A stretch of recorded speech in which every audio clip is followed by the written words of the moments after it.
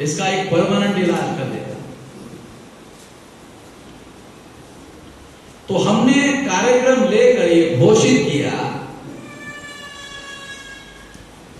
कि भारत के सारे मुसलमान मूल निवासी हैं। अब हम तो, हमारे पास कोई स्कूल नहीं है, ना हम यूनिवर्सिटी है, हम किसी को सर्टिफिकेट बांट नहीं सकते, दे नहीं सकते। अगर हमने सर्टिफिकेट दे दिया मुसलमानों को कि मुसलमान भारत के मूल निवासी हैं, ये मूल निवासियों को जो ब्राह्मणवादी लोग परेशान करते थे उससे दुखी होकर इन्होंने इस्लाम धर्म कबूल किया। ये जो हरियाणा है पंजाब का हिस्सा, आजाद भारत में ये आजाद हुआ पंजाब से, हरियाणा अलग। ये तो आप लोगों को मालूम होगा। मैं तो महाराष्ट्र का रहने वाला हूं मगर थोड़ा जानता हूं हरियाणा के बारे में भी। हरियाणा जो है ये पंजाब में था, पंजाब से अलग।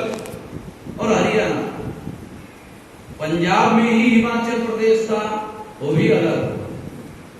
तो जो भारत में पंजाब था उसमें हरियाणा, चंडीगढ़, हिमाचल और अभी जो पंजाब है, वो इतना सारा प्रदेश जो है, इतना भौगोलिक क्षेत्र जो है, ये इसको पंजाब कहते थे। और दूसरी बात, इससे बड़ा पंजाब पाकिस्तान है। मुझे लगता है आपको थोड़ा बहुत इसके बारे में जानकारी होगी। इससे बड़ा पंजाब पाकिस्तान में। अच्छा, क्यों बड़ा पंजाब पाकिस्तान में है? तो ऐसे ही हमारे दुखी ब्राह्मणवाद से दुखी लोगों ने, उस इलाके के लोगों ने धर्म परिवर्तन करके इस्लाम कबूल किया और वो मुसलमान हो गए।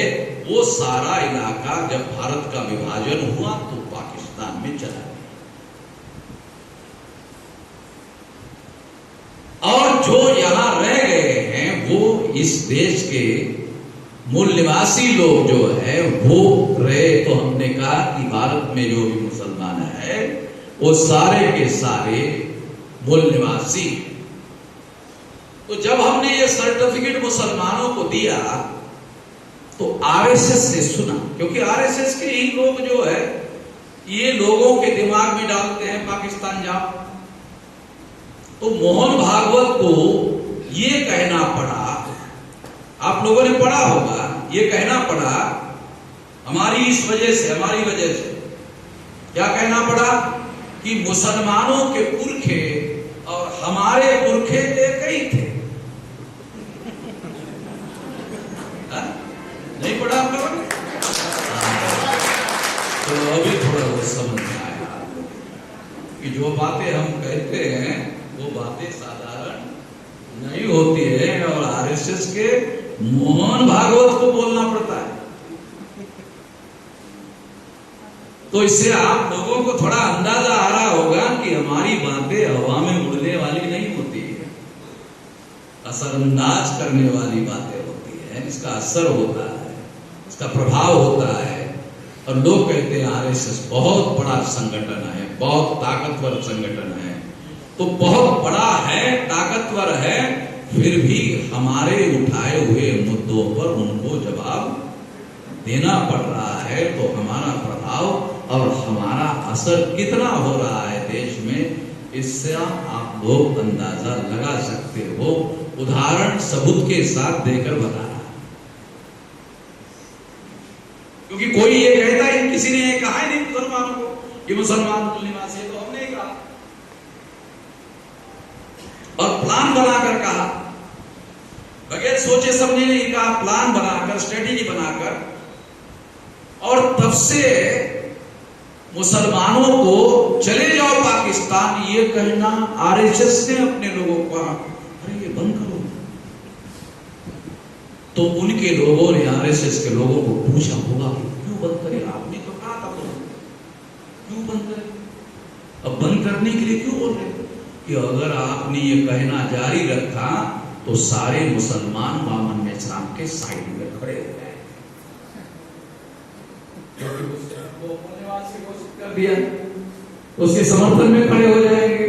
और अगर मुसलमान इनके साथ खड़े हो गए तो फिर फिर हम लोगों का क्या होगा आप लोग अंदाजा नहीं लगा सकते। कितना संकट कितना बड़ा संकट खड़ा हो जाएगा। एक समय था मुसलमान जो अंग्रेजों के विरोध में कांग्रेस के साथ खड़े हो गए तो फिर चले जाओ, गांधी जी ने अंग्रेजों का चले जाओ, तो उनको चले जाना पड़ा। तो ये कोई बहुत लंबा इतिहास नहीं है, ये अभी का इतिहास है, 1942 का। गांधी जी ने 1942 को कहा था चले जा। तो मैं सारी बातें इतिहास के संदर्भ में देकर के बता रहा हूं ताकि बात आपको समझ में आ जाए।